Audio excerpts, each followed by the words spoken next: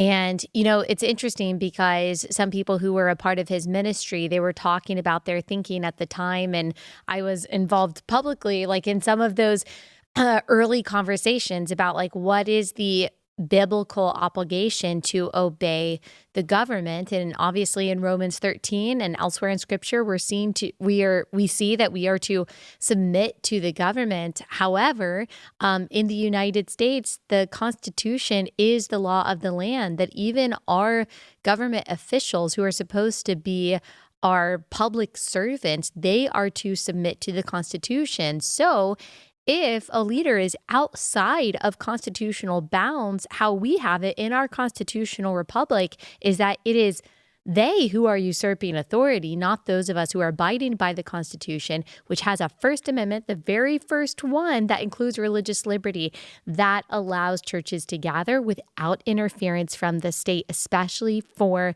a virus that, yes, had some potential danger for some populations, but really not more than the flu. And even if it had, churches have the freedom to gather as they see fit.